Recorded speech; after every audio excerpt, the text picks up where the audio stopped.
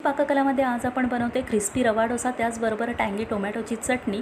तर त्यासाठी इथे मी अर्धा कप रवा, अर्धा कप तांदळाची पिठी, 1 चमचा मैदा घेतला आहे आणि 1 चमचा मीठ घेतलेला आहे। आता हे मिश्रण मिक्स करून घेते। यामध्ये 3 कप पाणी घेतलेलं आहे। मी मिक्स करून घेऊयात व्यवस्थित सगळे जिन्नस।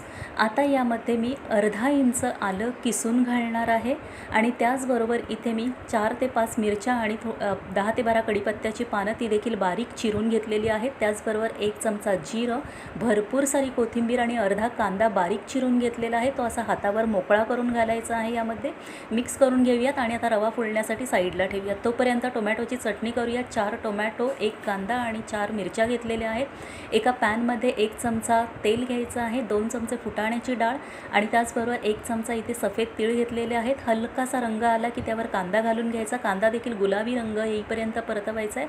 नंतर त्यावर मिरची आणि टोमॅटो घालून घेणार आहोत इथे आपण। त्याचबरोबर इथे चवीनुसार मीठ घातलेलं आहे, अर्धा चमचा मीठ घेतलेला आहे मी इथे आणि मस्त असं परतवून घेऊन आता टोमॅटो शिजण्यासाठी इथे मी 2 ते 3 मिनिटं झाकण ठेवणार आहे। 2 ते 3 मिनिटात आपले टोमॅटो अगदी व्यवस्थित इथे शिजले जातात। पुन्हा एकदा परतवून घेते आणि अगदी कमी मसाल्यांमध्ये ही चटणी आपली तयार होते। इथे फक्त पाव चमचा हिंग, अर्धा चमचा हळद आणि अर्धा चमचा आलं लसूण पेस्ट घातलेली आहे। एवढ्या मसाल्यांमध्येच फक्त ही आपली चटणी, अगदी टँगी चटणी इथे तयार होते। चवीला खूपच अप्रतिम अशी चटणी तयार होते। आता हे मिश्रण गार करून घ्यायचं आणि मिक्सरला फाईन पेस्ट याची करून घ्यायची आहे। याची डिटेल रेसिपी माझी पाककला या माझ्या चॅनलवर आहे, आवर्जून पहा।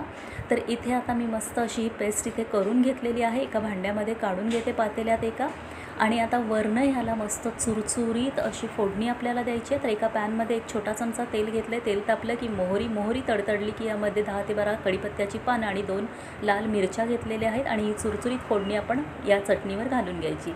आता रवा देखील आपला मस्त फुलला गेला आहे। यामध्ये अजून मी 2 कप पाणी ॲड केलेलं आहे आणि ताकासारखी कन्सिस्टन्सी इथे आपल्याला ठेवायची आहे। एक दुसरीकडे मी आपलं पॅन देखील गरम करत ठेवलेलं आहे। पॅन अगदी चांगलं कडकडीत तापवून घ्यायचं आहे। नॉनस्टिक पॅन आहे त्यामुळे तेलाने ग्रीस करण्याची गरज नाही। कडेने मिश्रण सोडत मध्यावर यायचं आहे आणि साईडने तेल सोडायचं आहे। मिनिटभरासाठी झाकण ठेवून साईडच्या कडा सुटल्या की हा डोसा पलटवून घ्यायचा आणि मस्त दोन्ही बाजूने खरपूस असा भाजून कुरकुरीत असा हा रवा डोसा इथे तयार होतो। दुसरा डोसा देखील त्याच पद्धतीने घालून घ्यायचा आणि खरंच अप्रतिम असे हे आपले रवा डोसा इथे तयार होतो। त्याबरोबर चटणी, त्याचबरोबर इथे मी बटाट्याची भाजी देखील तयार ठेवलेली आहे आणि अगदी हॉटेलसारखा आपला इथे हा रवा डोसा क्रिस्पी कुरकुरीत असा इथे तयार होतो। चवीला अगदी अप्रतिम अशी ही टोमॅटोची चटणी आणि बटाट्याची भाजी इथे सर्व करते मी। एकदा नक्की करून पहा। व्हिडिओ आवडला असेल तर व्हिडिओला लाईक आणि शेअर करा, त्याचबरोबर सबस्क्राईब करायला मात्र विसरू नका।